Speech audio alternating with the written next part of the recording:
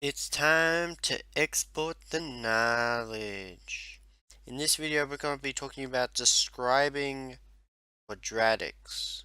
So here we have a description of a quadratic. So it says start with the graph x squared. It has been reflected in the x-axis. So let's highlight that. It's been reflected and from the x-axis. It's been dilated, factor of 2, away from the x-axis. It has been translated 3 left and 4 up. And it's asking us what's the new equation. So let's think about this. So it's been reflected, it said. So we've started with this, and now it's turned into this. So what can we do to x squared to reflect it? Well, we can say that it has a negative coefficient. So this is our new graph so far. So, so it's been reflected across the x-axis. Makes sense. Okay, it's been dilated by a factor of 2 away from the x-axis. So here's our x-axis. It says it's been dilated away. So let's say that's negative x squared. I think it's saying that it's running away from the graph quicker than usual. So it's doing this 2 times faster. So it's running away from the x-axis 2 times faster. So how can we change our graph here? Well, we can make it a minus 2x. That'll be dilated 2 away. And now it says it's been translated 3 units to the left. So translation as in it's moved. So let's say this is our new graph and now it's been moved left. So it's now over here. So we can actually put this into turning point form to move it to the left. So now it'll be x and the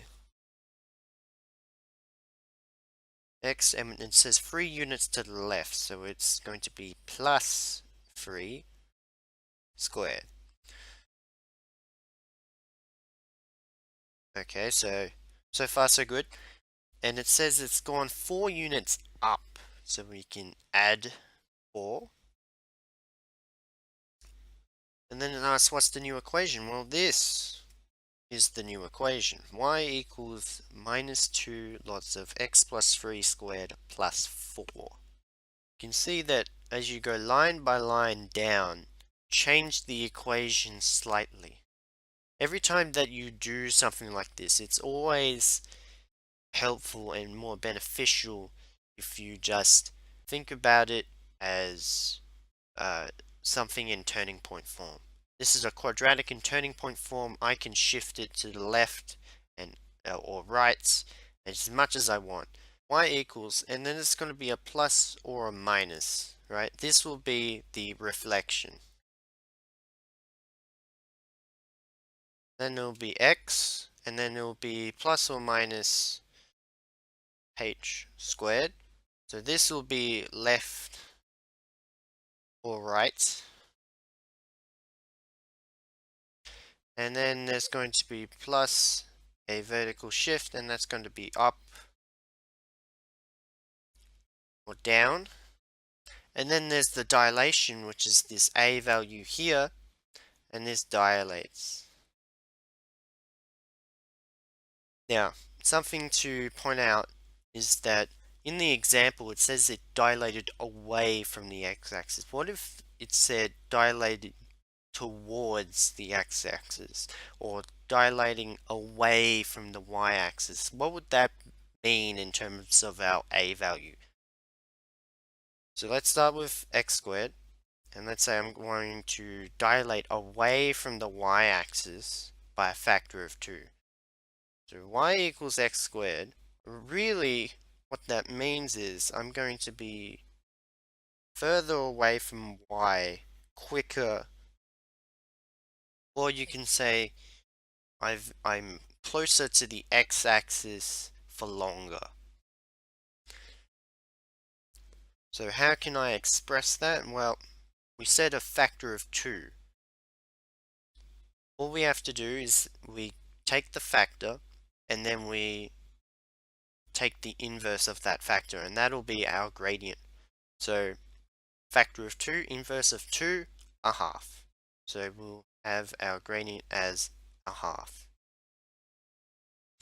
Now, it said translate to the left here, which means it's going to be a plus something. If it said dilate to the right, it would be a minus something. Up and down is pretty self-explanatory. If it's up, it's going to be a positive number. If it's down, it's going to be a negative number. So that's it for this video. If you have any questions, feel free to leave a comment down below or contact me on social media, and I will see you in the next video.